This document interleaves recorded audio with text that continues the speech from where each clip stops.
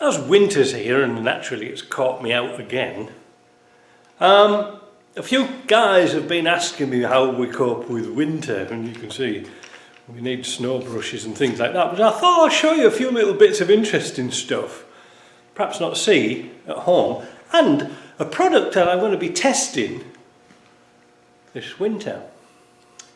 Now, well, we might as well start with snow brushes here. I've got it in my hand. We need a snow brush to get it. It's sort of forbidden to drive around with snow on your car, and the reason for that is it can drop on the windscreen of a car behind you, so you've got to get the snow off. I don't know really what they do with big trucks, semi-trailers and things like that, how they get the snow off that. But every year I treat myself to a new snow brush for the simple reason this is a nice one because it's got a scraper on, a long scraper. I think it actually extends it. Oh yeah, look at that. Wow, look at that. Ooh. Oh, so that's let's come back here and show you. That's a really sort of whopper. Now we won from last year. It's still serviceable, but the bloody end snapped off. It's a pity you can't just replace it. Seeing I'm driving around the Yaris, or might be, I might have to give it back because Celine's car's all smashed up now, so she might want that back. I just changed the wipers on it. Nothing flashed there, eh? These. But look at this. They're good to -40. And the reason for that is that your regular wiper blades, your common or garden ones, the old-fashioned ones, were just a piece of rubber with a metal type flexi thing on. Let me go and get one, I'll show you. Back again. So we're familiar with this type that goes on the Land Rover front screen. Absolutely useless in winter. But here we have these. Solid. No, the springing is in the shape. I think there's a metal or something in there. Might be. I might be talking rubbish. But it's very springy. You can see the curve on it. This is off the Yaris. But there's nowhere for the ice to get into. See what I mean? Where the other one would block up with ice and snow, and then it doesn't work and it just skips over the screen. You can't see a thing. These are very good. And the rubber stays soft to -40, and that's what you want. A bit dear though. I think that was $30 for one blade. Now you might be thinking, well, can you get them for a Land Rover? Well, I had a look and I think the shortest ones they had were 13 inches, but I'll check on that. I'll check on that. I think there's 13 inch because the Yaris is a 13 inch or 33 centimetres, but I don't think they do anything smaller. Oh, like I say, I'll have to check. One year I did actually get a different type and cut them down. For the Land Rover, I just chopped them down, but unfortunately the ends here have got the little stoppers in, so the damn blade kept coming out. Now, if you've got blades, you need good screen wash. Again, -40 screen wash. And the funniest thing is, even in summer, they sell like -20 screen wash. Well, why is that? Well, if you're just like me, like back in England, or Australia or somewhere like that, you just used to put water in your washer bottle, and maybe as if you're a bit decadent, put a bit of washing up liquid in, it'll freeze in winter. So if you've been driving a little bit in summer, you know, and you don't use your screen wash all that much, by the time it gets the first few frosty nights, your screen wash bottle is solid ice. Two problems there. First of all, it can expand and crack the bottle.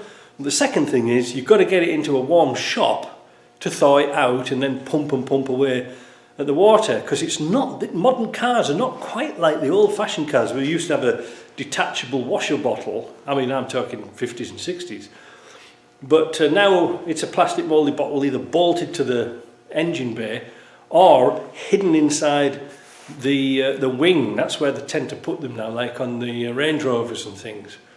So the last thing you want is that freezing up. And why not put antifreeze in there, mate? That's a good idea, isn't it? Doesn't rot rubber, does it? course it doesn't, or it doesn't rot rubber, but the problem is it's very oily. The problem is that that's the last thing you want to put on your windscreen is oily antifreeze, so that's a no-no. Now, what else? Now, this afternoon, seeing it's quiet, I'm going to change my oil on my Isuzu, because it's got, what's it got, 1540 regular oil in, so it needs a change, because I don't really use that truck all that much, but it's tending to burn a bit of oil, so I thought I'd treat it. And I'm going to put this in, because I've got it. This is a Rotella T6 full synthetic, where is it now? Oh, there we go, 5W40, so it's good for a diesel. Yeah, heavy duty diesel. In fact, you can get it down to 0. It's a blend, it's a semi-synthetic blend, is 030. I actually used some of that in a 200 TDI, and I left it in all summer, even when it was like 30-35 degrees. Engine light, you know, the oil light never came on. It kind of liked it, so I kept it in for the following winter. Because I only do about 8,000 kilometres a year, then I only change oil. See, I only change oil now and again because I have an hour meter. You might see it in my some videos I do of my Land Rovers. I have an hour meter and I change oil by the hours rather than the miles. I know oil can absorb moisture and stuff like that, but I just change the filters every now and again. A bit lazy, eh? Now, this is a product I'm going to be trying out. It's this thing here. Saw it at Canadian Tire the other day. It's a heated seat. I thought I'd treat myself. You know, getting old, hemorrhoids. No, not really. I don't know why I said that. Anyway, so this is a heated seat because, like in electric cars, they have heated seats and heated steering wheels to give the driver an impression that the car's hot. Don't know if it works or not, but anyway, this was $29, cheap as chips. So why didn't I fit the proper heated seats, you know, like the ones that go inside the cushions, to my Land Rover? Well, let's open this up and I'll show you why. Hemorrhoids. They're a pain in the ass, aren't they? Anyway, this is it. I haven't even opened it yet, but I thought for $29 it can't be bad. Plugs into your cigarette lighter. Ooh, look at that. Oh, it's got instructions with it. And it's just a simple clip-on seat cover. How simple is that? You know, you can put some straps around the back and put it onto your seat, and some straps underneath. Now, the reason why I got this particular one, it's pressure sensitive. So it's got an on-off switch here. I think it's only like burning or off. And well, the thing is, it'll go on when you sat on it. I thought, that's a great idea. But the thing, one of the reasons why I actually did buy it was that, I'm just looking at it as I'm going along, it's the first time I've seen it. If, like me, you have no external power supply for your Defender for jumping batteries off, in winter all you're doing is forever taking the seat off and unplugging your heated seat if you've got some. But you need access to your battery, that's what I'm trying to say. So this was ideal, because I can just sort of quickly unplug the seat cover and put it to one side. And then in winter, in summertime, I can put it back in its box if it still exists. I'll keep you posted on that. Because a lot of cars, modern cars today here in Canada, they've all got heated seats and they're really nice, especially on a cold day. The last thing you want to do is get into leather seats that's freezing. And I seem to remember on my two-door Range Rover, it had some like creamy coloured plastic seats, which were okay. This was 1980, but in winter, it was like jumping onto some Ryvita. The plastic just broke and it was so brittle with the cold. So I thought to myself, no, I'll treat myself to that. So we'll keep you posted on that. It might be a good little alternative. What I was trying to get at was, when you're forever lifting your seat up, your cushion, to get to your battery. If you've got the heated seat installed, you're forever unplugging it and plugging it in. Now, those proper heated seats have a sort of a cheesy connector. In fact, let me go and see if I've got one. Here we go, I've got them. These are the heated seat kits. You've probably seen this is a sort of an older model, but they're all exactly the same.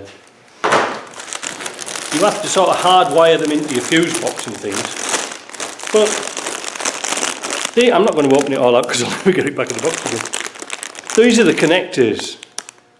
The actual plastic to plastic bit's good, but you can easily unplug these wires that push into the connector. They're not all that particularly good. So if you're sort of unaware that you've got a seat heater in, and you sort of pull your cushion out, you'll soon pull the damn wires out.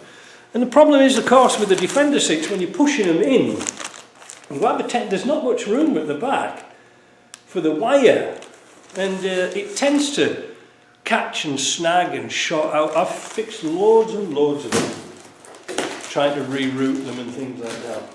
Anyway, wait a minute, I just noticed something interesting with that black one here, because the instructions fell on the floor. It says here, congratulations on the purchase of your new cushion. Thank you. After you remove the clear poly bag, you may notice a slight odour. It could be the hemorrhoids again. This odour can be common and it is completely harmless. I bet they all say that to everything in China. Allow the product to air out and the odour will dissipate after approximately 24 hours. Well, isn't that nice?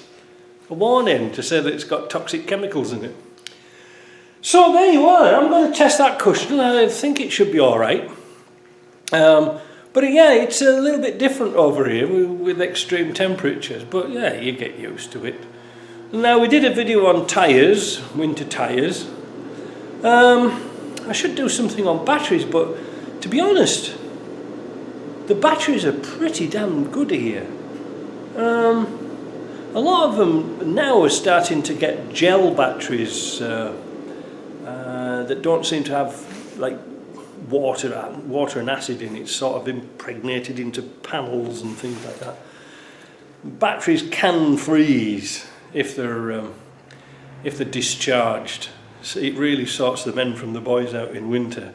So if you've got a bad battery and it goes on a weak battery, should I say, and you leave it out at -20, it's toast. There's not many that can be salvaged, because what happens is the plates with the ice, what I'm saying is, at low temperature, your acid water mix will turn more to water, and that water will freeze and buckle the plates and short them out.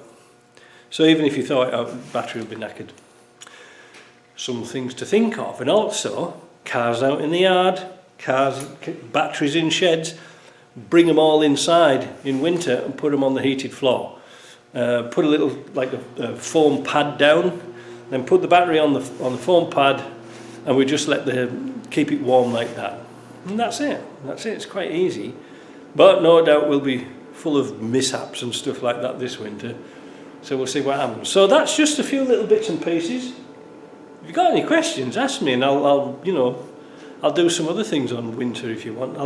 But hopefully it doesn't snow that much. All right. We'll see you later. Ta-ra.